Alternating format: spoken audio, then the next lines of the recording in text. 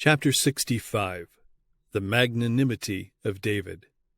This chapter is based on 1 Samuel 22, verses 20 to 23, and chapters 23 to 27. After Saul's atrocious slaughter of the priests of the Lord, one of the sons of Ahimelech, the son of Ahitub, named Abiathar, escaped and fled after David. And Abiathar showed David that Saul had slain the Lord's priests. And David said unto Abiathar, I knew it that day, when Doeg the Edomite was there, that he would surely tell Saul. I have occasioned the death of all the persons of thy father's house. Abide thou with me, fear not. For he that seeketh my life seeketh thy life. But with me thou shalt be in safeguard. Still hunted by the king, David found no place of rest or security.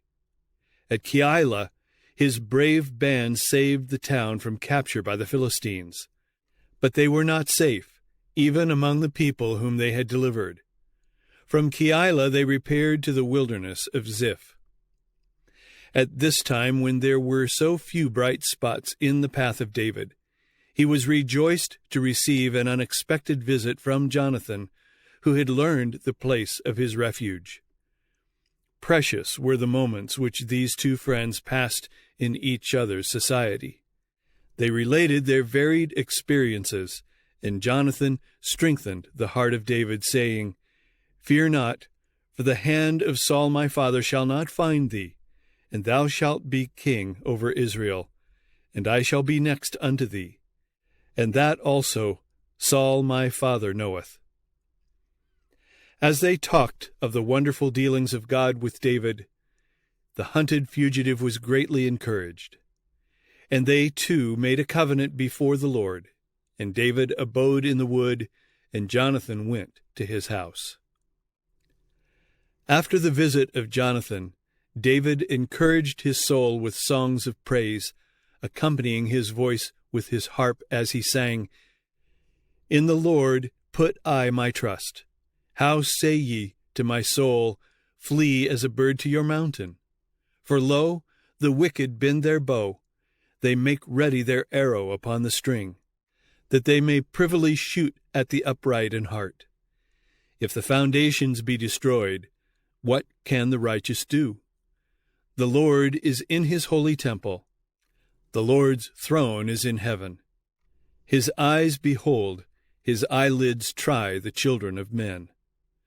The Lord trieth the righteous, but the wicked and him that loveth violence, his soul hateth. Psalm 11, verses 1 to 5. The Ziphites, into whose wild regions David went from Keilah, sent word to Saul in Gibeah that they knew where David was hiding, and that they would guide the king to his retreat. But David, warned of their intentions, changed his position, seeking refuge in the mountains between Maon and the Dead Sea.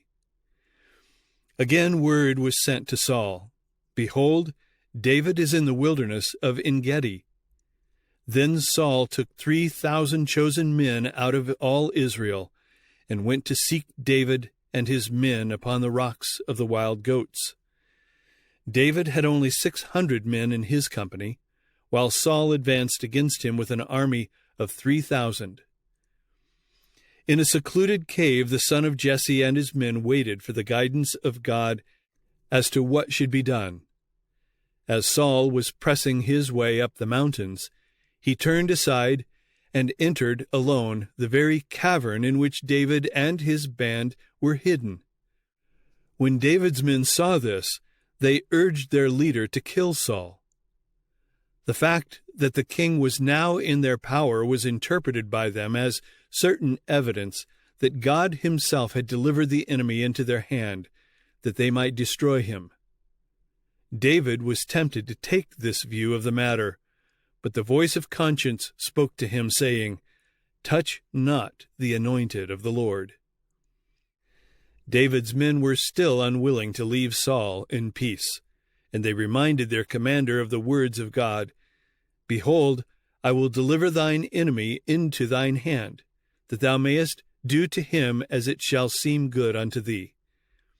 Then David arose and cut off the skirt of Saul's robe privily. But his conscience smote him afterward, because he had even marred the garment of the king. Saul rose up and went out of the cave to continue his search, when a voice fell upon his startled ears, saying, My lord the king.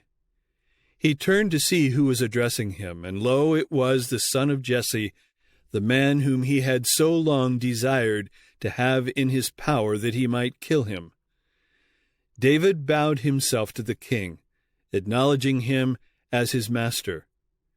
Then he addressed Saul in these words, Wherefore hearest thou men's words, saying, Behold, David seeketh thy hurt? Behold, this day thine eyes have seen how that the Lord hath delivered thee today into mine hand in the cave, and some bade me kill thee. But mine eye spared thee, and I said, I will not put forth mine hand against my Lord, for he is the Lord's anointed.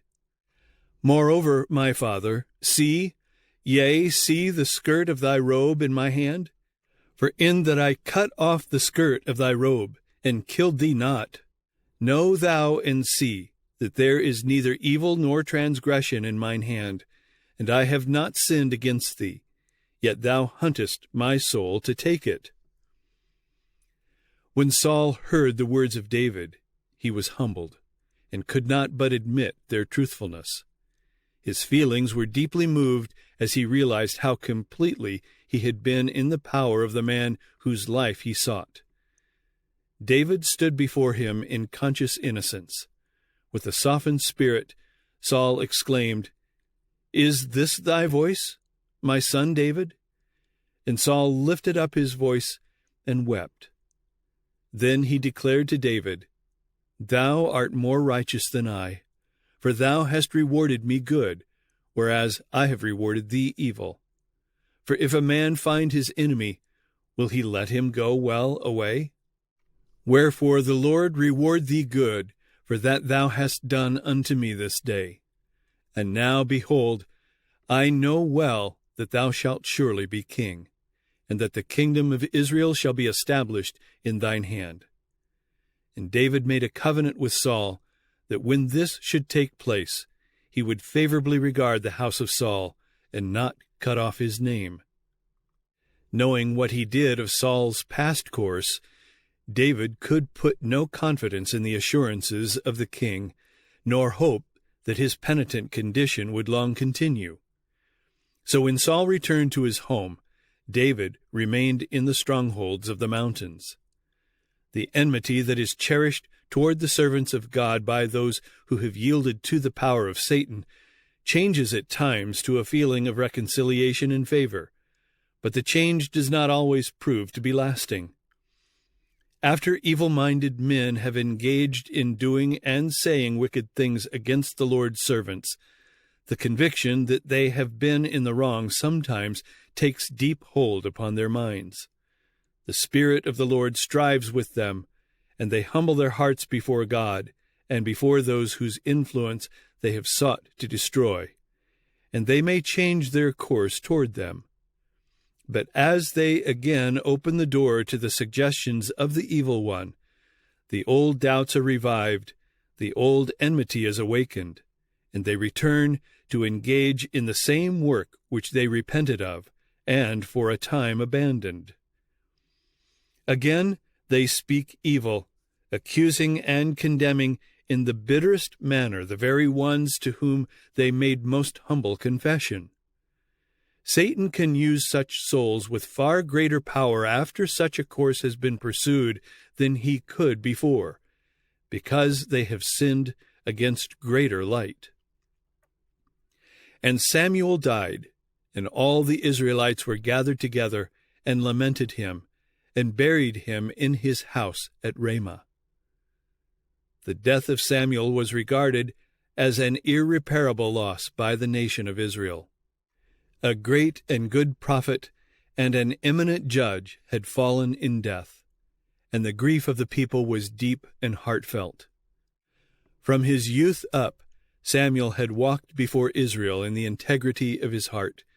Although Saul had been the acknowledged king, Samuel had wielded a more powerful influence than he, because his record was one of faithfulness, obedience, and devotion.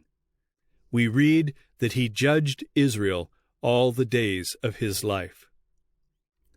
As the people contrasted the course of Saul with that of Samuel, they saw what a mistake they had made in desiring a king that they might not be different from the nations around them.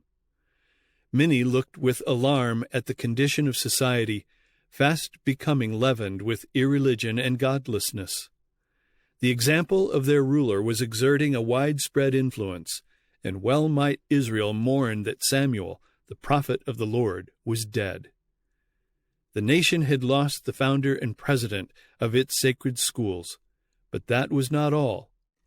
It had lost him to whom the people had been accustomed to go with their great troubles, lost one who had constantly interceded with God in behalf of the best interests of its people. The intercession of Samuel had given a feeling of security, for the effectual fervent prayer of a righteous man availeth much. James 5, verse 16. The people felt now that God was forsaking them. The king seemed little less than a madman. Justice was perverted, and order was turned to confusion. It was when the nation was racked with internal strife, when the calm, God-fearing counsel of Samuel seemed to be most needed, that God gave his aged servant rest. Bitter were the reflections of the people as they looked upon his quiet resting place and remembered their folly in rejecting him as their ruler, for he had had so close a connection with heaven that he seemed to bind all Israel to the throne of Jehovah. It was Samuel who had taught them to love and obey God, but now that he was dead, the people felt that they were left to the mercies of a king who was joined to Satan and who would divorce the people from God and heaven. David could not be present at the burial of Samuel, but he mourned for him as deeply and tenderly as a faithful son could mourn for a devoted father. He knew that Samuel's death had broken another bond of restraint from the actions of Saul, and he felt less secure than when the prophet lived. While the attention of Saul was engaged in mourning for the death of Samuel, David took the opportunity to seek a place of greater security. So he fled to the wilderness of Paran. It was here that he composed the 120th and 21st Psalms. In these desolate wilds, realizing that the prophet was dead and the king was his enemy, he sang, "My help cometh from the Lord, which made heaven and earth. He will not suffer thy foot to be moved.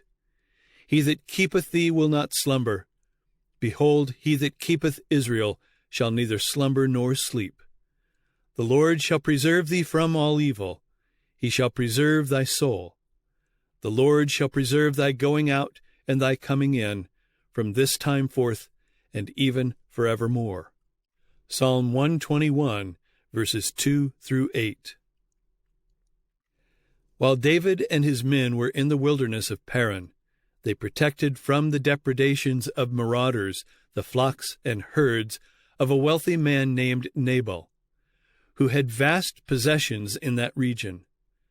Nabal was a descendant of Caleb, but his character was churlish and niggardly. It was the time of sheep shearing, a season of hospitality. David and his men were in sore need of provisions, and in accordance with the custom of the times, the son of Jesse sent 10 young men to Nabal, bidding them greet him in their master's name. And he added, "Thus shall ye say to him that liveth in prosperity, Peace be both to thee, and peace be to thine house, and peace be unto all that thou hast. And now I have heard that thou hast shearers. Now thy shepherds, which were with us, we hurt them not, neither was there aught missing unto them, all the while they were in Carmel. In brackets it says, not Mount Carmel, but a place in the territory of Judah, near the hill town of Maon. Ask thy young men, and they will show thee. Wherefore, let the young men find favor in thine eyes, for we come in a good day. Give, I pray thee, whatsoever cometh to thine hand unto thy servants and to thy son David. David and his men had been like a wall of protection to the shepherds and flocks of Nabal, and now this rich man was asked to furnish from his abundance some relief to the necessities of those who had done him such valuable service. David and his men might have helped themselves from the flocks and herds, but they did not. They behaved themselves in an honest way. Their kindness, however, was lost upon Nabal. The answer he returned to David was indicative of his character. Who is David, and who is the son of Jesse? There be many servants nowadays that break away every man from his master. Shall I then take my bread and my water, and my flesh that I have killed for my shearers, and give it unto men whom I know not whence they be? When the young men returned empty-handed and related the affair to David, he was filled with indignation. He commanded his men to equip themselves for an encounter, for he had determined to punish the man who had denied him what was his right, and had added insult to injury. This impulsive movement was more in harmony with the character of Saul than with that of David. But the son of Jesse had yet to learn of patience in the school of affliction. One of Nabal's servants hastened to Abigail, the wife of Nabal, after he had dismissed David's young men, and told her what had happened. Behold, he said, David sent messengers out of the wilderness to salute our master, and he railed on them. But the men were very good unto us, and we were not hurt, neither missed we anything, as long as we were conversant with them when we were in the fields. They were a wall unto us both by night and day, all the while we were with them keeping the sheep. Now therefore know and consider what thou wilt do, for evil is determined against our master and against all his household. Without consulting her husband or telling him of her intention, Abigail made up an ample supply of provisions which, laded upon asses, she sent forward in the charge of servants, and herself started out to meet the band of David. She met them in a covert of a hill. And when Abigail saw David, she hasted and lighted off the ass, and fell before David on her face, and bowed herself to the ground, and fell at his feet, and said, Upon me, my lord, upon me let this iniquity be, and let thine handmaid, I pray thee, speak in thine audience. Abigail addressed David with as much reverence as though speaking to a crowned monarch. Nabal had scornfully exclaimed, Who is David?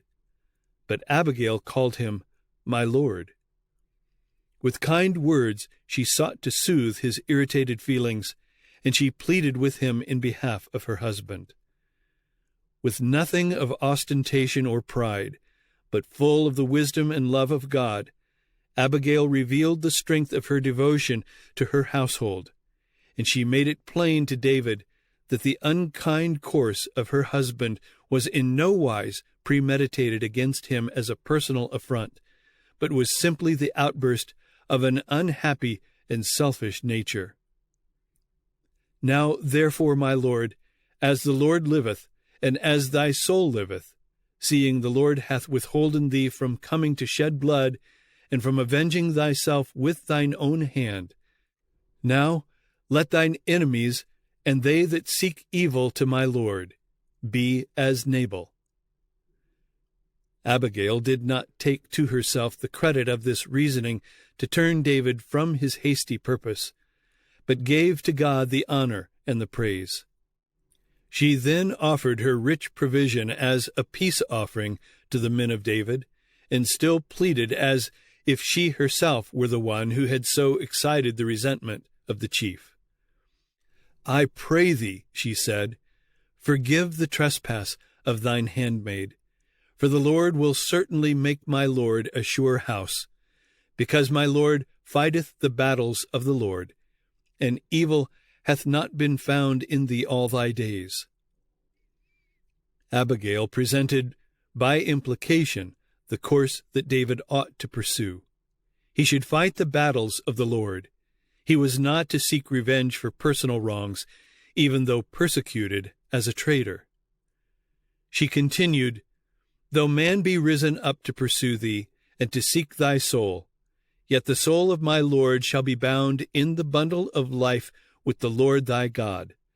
And it shall come to pass, when the Lord shall have done to my Lord according to all the good that he hath spoken concerning thee, and shall have appointed thee prince over Israel, that this shall be no grief unto thee, nor offense of heart unto my Lord, either that thou hast shed blood causeless, or that my Lord hath avenged himself. And when the Lord shall have dealt well with my Lord, then remember thine handmaid." 1 Samuel 25, verses 29 to 31, Revised Version. These words could have come only from the lips of one who had partaken of the wisdom from above. The piety of Abigail, like the fragrance of a flower, breathed out all unconsciously in face and word and action. The Spirit of the Son of God was abiding in her soul. Her speech, seasoned with grace and full of kindness and peace, shed a heavenly influence. Better impulses came to David, and he trembled as he thought what might have been the consequences of his rash purpose. "Blessed are the peacemakers, for they shall be called the children of God." Matthew 5, verse 9. Would that there were many more like this woman of Israel, who would soothe the irritated feelings, prevent rash impulses, and quell great evils by words of calm and well-directed wisdom. A consecrated Christian life is ever shedding light and comfort and peace. It is characterized by purity, tact, simplicity, and usefulness. It is controlled by that unselfish love that sanctifies the influence. It is full of Christ and leaves a track of light wherever its possessor may go. Abigail was a wise reprover and counselor. David's passion died away under the power of her influence and reasoning. He was convinced that he had taken an unwise course and had lost control of his own spirit. With a humble heart he received the rebuke, in harmony with his own words, "Let the righteous smite me, it shall be a kindness, and let him reprove me, it shall be an excellent oil." Psalm 141, verse 5. He gave thanks and blessings because she advised him righteously. There are many who, when they are reproved, think it praiseworthy if they receive the rebuke without becoming impatient. But how few take reproof with gratitude of heart and bless those who seek to save them from pursuing an evil course.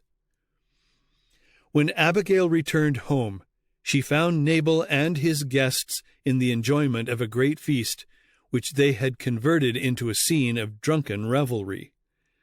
Not until the next morning did she relate to her husband what had occurred in her interview with David. Nabal was a coward at heart, and when he realized how near his folly had brought him to a sudden death, he seemed smitten with paralysis. Fearful that David would still pursue his purpose of revenge, he was filled with horror and sank down in a condition of helpless insensibility. After 10 days, he died. The life that God had given him had been only a curse to the world. In the midst of his rejoicing and making merry, God had said to him, as he said to the rich man of the parable, "This night thy soul shall be required of thee." Luke 12, verse 20. David afterward married Abigail. He was already the husband of one wife, but the custom of the nations of his time had perverted his judgment and influenced his actions. Even great and good men have erred in following the practices of the world. The bitter result of marrying many wives was sorely felt throughout all the life of David. After the death of Samuel, David was left in peace for a few months. Again he repaired to the solitude of the Ziphites, but these enemies, hoping to secure the favor of the king, informed him of David's hiding place. This intelligence aroused the demon of passion that had been slumbering in Saul's breast. Once more he summoned his men of arms and led them out in pursuit of David. But friendly spies brought tidings to the son of Jesse that Saul was again pursuing him, and with a few of his men, David started out to learn the location of his enemy. It was night when, cautiously advancing, they came upon the encampment and saw before them the tents of the king and his attendants. They were unobserved, for the camp was quiet in slumber. David called upon his friends to go with him into the very midst of the foe. In answer to his question, "Who will go down with me to Saul to the camp?" Abishai promptly responded, "I will go down with thee." Hidden by the deep shadows of the hills, David and his attendant entered the encampment of the enemy. As they sought to ascertain the exact number of their foes, they came upon Saul sleeping, his spear stuck in the ground, and a cruse of water at his head. Beside him lay Abner, his chief commander, and all around them were the soldiers locked in slumber. Abishai raised his spear and said to David, "God hath delivered thine enemy into thine hand this day. Now therefore let me smite him, I pray thee, with the spear, even to the earth at once, and I will not smite him the second time." He waited for the word of permission, but there fell upon his ear the whispered words, "Destroy him not, for who can stretch forth his hand against the Lord's anointed and be guiltless? As the Lord liveth, the Lord shall smite him, or his day shall come to die, or he shall descend into battle and perish. The Lord forbid that I should stretch forth mine hand against the Lord's anointed. But I pray thee, take thou now the spear that is at his bolster, and the cruse of water, and let us go." So David took the spear and the cruse of water from Saul's bolster, and they gat them away, and no man saw it, nor knew it, neither awaked. For they were all asleep, because a deep sleep from the Lord was fallen upon them.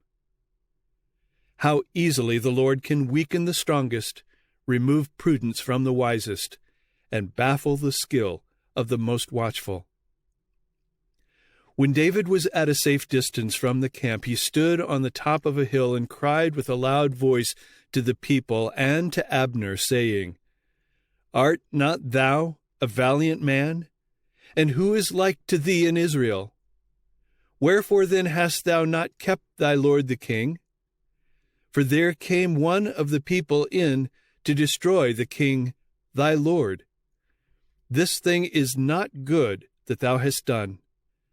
As the Lord liveth, ye are worthy to die, because ye have not kept your master the Lord's anointed. And now see where the king's spear is, and the cruse of water that was at his bolster." And Saul knew David's voice and said, "Is this thy voice, my son David?" And David said, "It is my voice, my lord, O king." And he said, "Wherefore doth my lord thus pursue after his servant? For what have I done? Or what evil is in mine hand? Now therefore I pray thee, let my lord the king hear the words of his servant." Again the acknowledgment fell from the lips of the king. "I have sinned. Return, my son David, for I will no more do thee harm, because my soul was precious in thine eyes this day. Behold, I have played the fool, and have erred exceedingly. And David answered and said, Behold the king's spear, and let one of the young men come over and fetch it. Although Saul had made the promise, I will no more do thee harm, David did not place himself in his power. The second instance of David's respect for his sovereign's life made a still deeper impression upon the mind of Saul, and brought from him a more humble acknowledgment of his fault. He was astonished and subdued at the manifestation of such kindness. In parting from David, Saul exclaimed, Blessed be thou, my son David.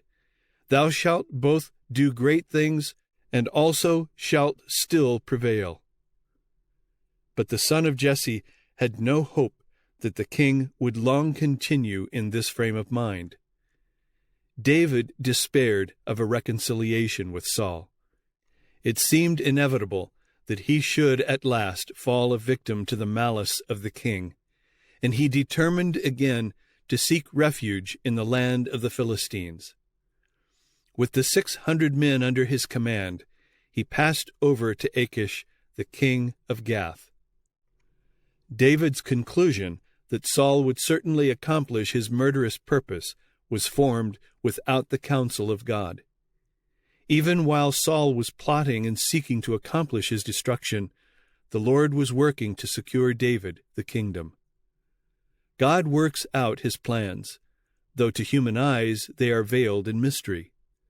Men cannot understand the ways of God, and looking at appearances, they interpret the trials and tests and provings that God permits to come upon them as things that are against them, and that will only work their ruin. Thus David looked on appearances and not at the promises of God. He doubted that he would ever come to the throne. Long trials had wearied his faith and exhausted his patience. The Lord did not send David for protection to the Philistines, the most bitter foes of Israel.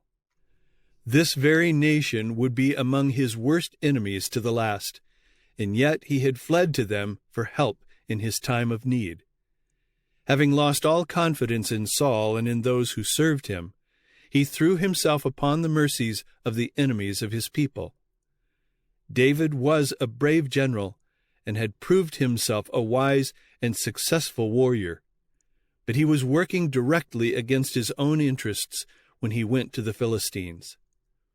God had appointed him to set up his standard in the land of Judah, and it was want of faith that led him to forsake his post of duty without a command from the Lord. God was dishonored by David's unbelief. The Philistines had feared David more than they had feared Saul and his armies, and by placing himself under the protection of the Philistines, David discovered to them the weakness of his own people. Thus he encouraged these relentless foes to oppress Israel. David had been anointed to stand in defense of the people of God, and the Lord would not have his servants give encouragement to the wicked by disclosing the weakness of his people or by an appearance of indifference to their welfare. Furthermore, the impression was received by his brethren that he had gone to the heathen to serve their gods. By this act he gave occasion for misconstruing his motives, and many were led to hold prejudice against him. The very thing that Satan desired to have him do, he was led to do. For in seeking refuge among the Philistines, David caused great exaltation to the enemies of God and his people. David did not renounce his worship of God, nor cease his devotion to his cause, but he sacrificed his trust in him to his personal safety, and thus tarnished the upright and faithful character that God requires his servants to possess. David was cordially received by the king of the Philistines. The warmth of this reception was partly due to the fact that the king admired him and partly to the fact that it was flattering to his vanity to have a Hebrew seek his protection. David felt secure from betrayal in the dominions of Achish. He brought his family, his household, and his possessions, as did also his men, and to all appearance he had come to settle permanently in the land of Philistia. All this was gratifying to Achish, who promised to protect the fugitive Israelites. At David's request for a residence in the country removed from the royal city, the king graciously granted Ziklag as a possession. David realized that it would be dangerous for himself and his men to be under the influence of idolaters. In a town wholly separated for their use, they might worship God with more freedom than they could if they remained in Gath, where the heathen rites could not but prove a source of evil and annoyance. While dwelling in this isolated town, David made war upon the Geshurites, the Gezrites, and the Amalekites, and he left none alive to bring tidings to Gath.